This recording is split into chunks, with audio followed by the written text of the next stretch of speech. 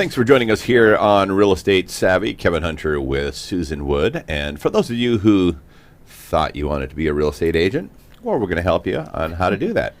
So before we get into some of the classes and costs and all that kind of good stuff, you've mentioned many times that if somebody's thinking about becoming a real estate agent, they should do what first? Job shadow. Job shadow. Yeah. I think, well, with any field, if you're deciding to go into it, it would be best if you understood it from the front lines. Mm-hmm. So if it were me and I were you and I wanted to become a realtor, I'd want to know all about it. Mm-hmm. And primarily what's entailed with becoming a real estate agent and what's required of you. So job shadowing is the best way to do that. How did you know I wanted to be a real estate agent? I could see it in your eye. Kidding.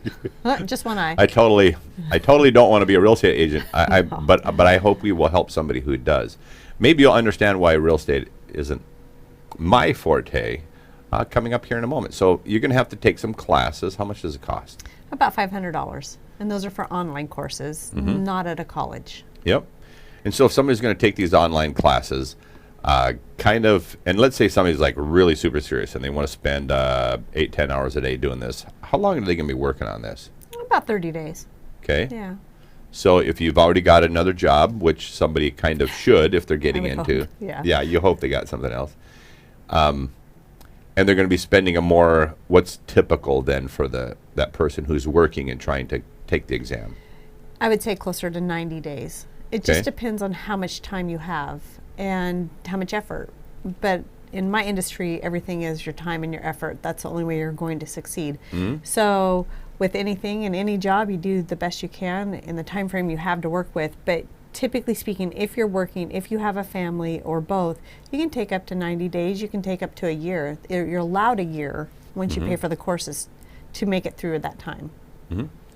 Now you mentioned the online courses in the state of Washington. One of those companies that somebody could go to is an organization like Rockwell. Right. And of course, there's many others that they can go take as well. Let's talk about, so once they get through this, whether they go 30 days because they're doing it hardcore or 90 days because, they got other things going on in their life as well. They get to the point of actually taking the test. Yes. That's the fun part. Yes. So what should they be planning for coming test day? So you really want to, at least for me, what I did was I really studied the questions because you have pre-exams to your exams and then you have an overall exam. Mm-hmm. And so you really want to study those test questions. A lot of times they will teach you to the test. The questions may be a little bit different or rearranged, but nonetheless you are kind of taught to the test. There's also two parts to the test. There's state and federal, and you can take them separately or together because there's approximately 200 questions on it. Right. And you can pass them separately or together. So if you pass a state and don't pass a federal, you do have to go back and take the federal or vice versa.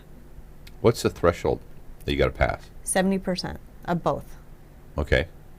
Okay. So when you mentioned that if you are scheduled for the exam and you get 70+% on your state and don't on your federal, you won't have to go back and retake the state. Correct. Okay.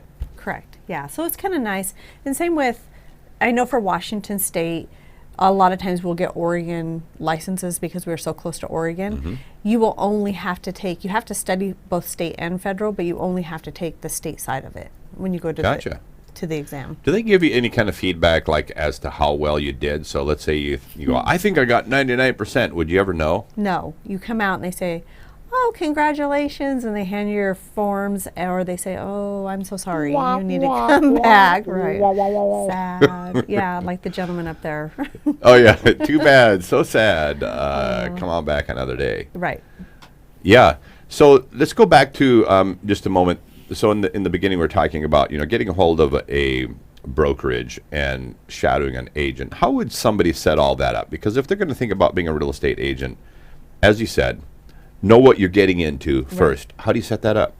I would interview with brokerages first. So first I would find the brokerage I want to work with. And that is the one that I tend to have a little bit same moral values, the same skill set, and kind of the same direction I want to go in my life. Because every brokerage is different. So first I'd find the brokerage I want to work for.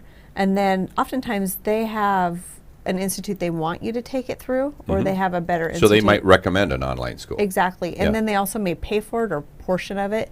So once you get that, then you say, okay, now I want a job shadow with somebody just to kind of understand if this is the direction I want to go through. So they'll typically set you up with somebody. Mm-hmm. So that's at least the direction I would go. And will you go out doing house showing or setting up open houses? And you don't set up open houses because you're not allowed to do them because you're not an agent. But you could work with somebody to do it? You definitely could, as long as you have an agent on the premises with you. Yeah. So you would learn how to write contracts. You'd learn what's entailed with every day of all the driving, the setting appointments, of what it, basically, I'd like to say 9 to 5, but let's face it, it's more 7 to 11, 7 a.m. to 11 p.m. of what is entailed in that entire job. I thought you were meaning 7 a.m. to 11 a.m. and then you said 7 a.m. to 11 p.m. So I shut off my phone about 11 p.m. And against my husband's... Now I know how late I can call you. Right, against my husband's wishes of answering my phone or texting during that time, sometimes you just have to. Yeah. If you've been in real estate for a number of years, if you were going to restart all of this with everything you've learned about the real estate business, would you? I love what I do. Yeah? I do. I really love what I do, and I would. I love the challenges of it. I get frustrated like everybody else because sometimes it can be very ungratifying, but I love the ability to help people see their dream and to achieve their dream, and so I love what I do, and I would do it all over again. So what advice, we've given people a bunch of advice on how to take the exam and kind of set that up and what to expect and that sort of thing. What advice would you give to your younger self, knowing what you know now, and hopefully you'd listen to yourself? What advice would you give to that younger version of yourself starting out with In consideration to everything we've just shared with them now? I would say time management. I feel I'm pretty good with time management, but I feel I can be better with time management. We forget in our industry that somebody or people will take as much as they can, but you need to make time for yourself and your family. So for me, I would have to say it's time management and setting the boundaries, because also one thing that a seasoned agent will tell you is to always set your boundaries with your clients. So if in fact your intent is really only to work Monday through Friday 8 to 5, you're going to lose out on clientele, but you're setting that boundary of what's expected out of your clients and what your clients can expect out of you. So I'm not very good at that. I feel I should always be readily available. And so I would say my boundaries have never been set. So that's what I would probably change. Very good. All right. Well, I hope you learned something about becoming a real estate agent. And if you'd like to pursue that, as Susan mentioned, interview a few brokerages, find a brokerage that you'd like to work with, potentially, and then ask about doing a job shadow. And then all these other pieces that we shared with you here today will just kind of fall into place. And at some point, you'll either figure out that you want to do this because you crazy love this business, or, man, this is really not for me. Right. Before you spend the money. That's correct. Kevin Hunter with Susan Wood here on Real Estate Savvy. Thanks, everyone, for joining us. Thank you. This concludes today's live programming on Northwest Digital News. Thanks for joining us for this special broadcast. Heard around the world in more than 70 countries on YouTube, Instagram, Patreon, Facebook, and Twitch TV.